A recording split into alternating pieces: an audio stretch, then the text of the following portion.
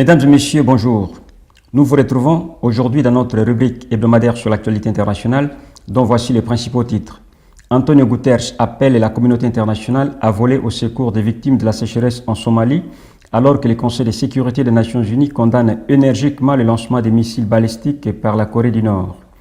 La sécheresse qui sévit en Somalie a poussé le secrétaire général des Nations Unies à lancer un appel à la communauté internationale pour voler au secours des victimes de la famine en Somalie.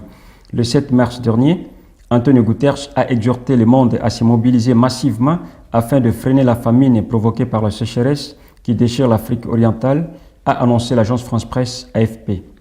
Le plus haut fonctionnaire onusien, qui a rencontré à Mogadiscio le président Abdelali Mohamed, a déclaré qu'il était possible d'éviter en Somalie une situation similaire à celle que ce pays a connue en 2011.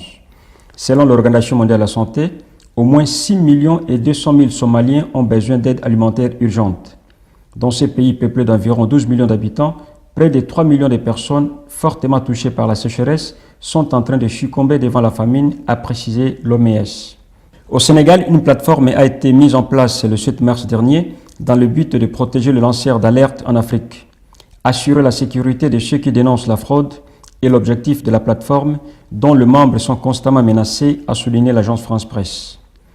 La plateforme est une organisation non gouvernementale qui protège le lanceur d'alerte, soit tout citoyen qui rend public les actes dissimulés de corruption, d'injustice, d'abus de pouvoir ou de menaces à la santé publique.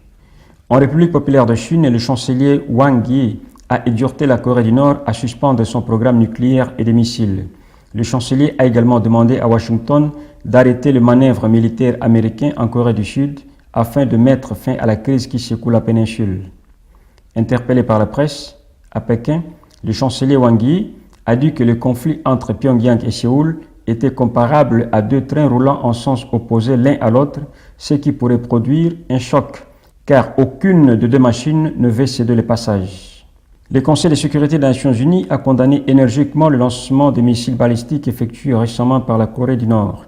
Le Conseil de sécurité a manifesté le 8 mars dernier sa préoccupation face à ce qu'il a qualifié de comportement déstabilisateur croissant de Pyongyang.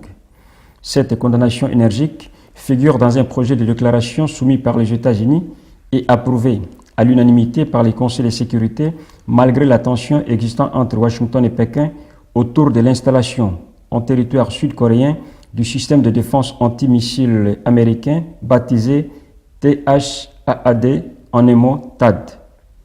Voilà, chers amis internautes, ainsi s'achève notre rubrique hebdomadaire sur l'actualité internationale.